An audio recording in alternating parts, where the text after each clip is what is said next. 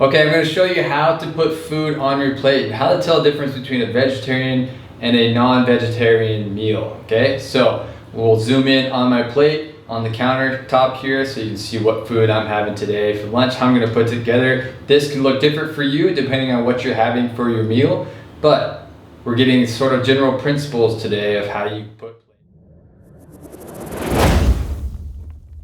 Okay, so you can see that I have some leftovers here.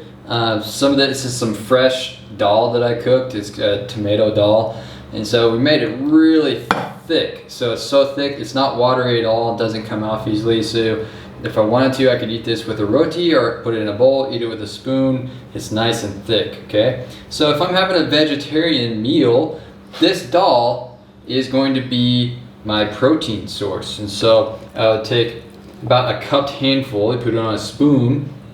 A cupped handful is one portion for me. Okay, if I want to have 2 portions, then I'll have 2 spoonfuls and put it on my plate. So if I want to mix that with rice, like this does have carbs in it, I have some leftover quinoa with vegetables in it, and so I add the vegetables to get some vegetables into it, but also mix it together so it makes it nice and tasty.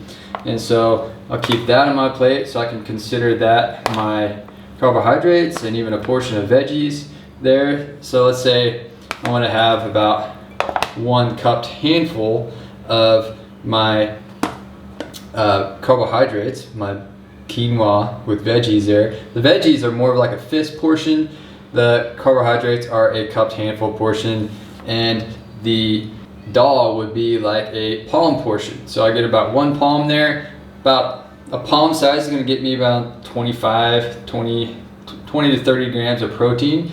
And so if I want to have 2 palms, I put 2 scoops in there. If I'm going to have meat with it, then I would consider these both my carbohydrates. Okay, so again, the difference between a vegetarian meal is I would consider the dal my protein if it was vegetarian meal. If it was a non-vegetarian meal with chicken, grilled chicken that I have here, then this would be considered carb. And this is always carbohydrate as far as the millets or the quinoa. Vegetables are vegetables because they're mostly water and micronutrients or vitamin, minerals, and fiber.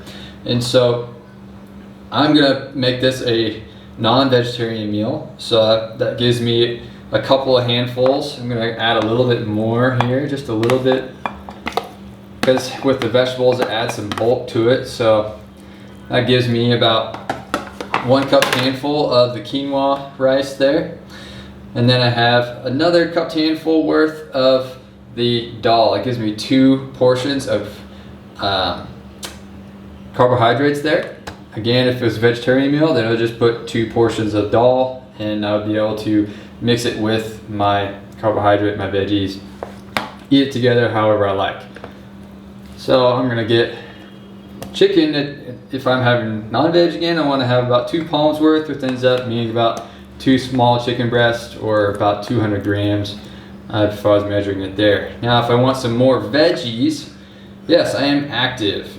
If I'm trying to lose some weight, I might just do 1 portion or even a smaller portion of the quinoa there or a smaller portion of dal, since this is a non-veg meal.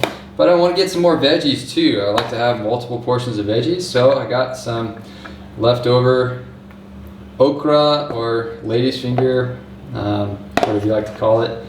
There's multiple names for this around the world, but this has been cooked. We just did like some garlic and onion powder and salt and pepper to cook that. You use all the spices you want because spices don't have any calories. It just provides a ton of flavor.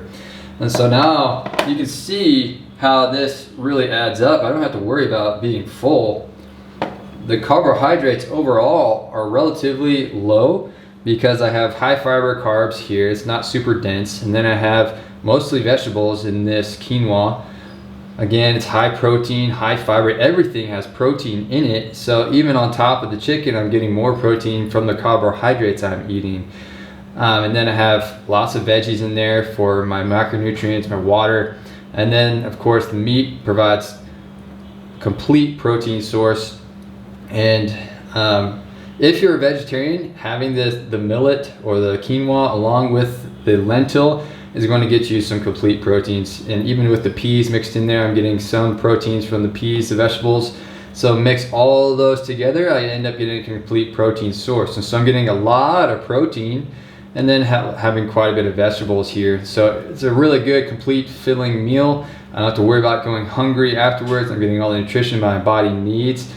And yeah, I'm pretty set for lunch here. This is how to plate your meal. If your goals are smaller, or if, let's say, you're smaller body size or you're female, you just basically have these portions because you're smaller body size. Or if you're working directly with us as a client, with me as a client, you might have a lesser portion size, but the general principles apply.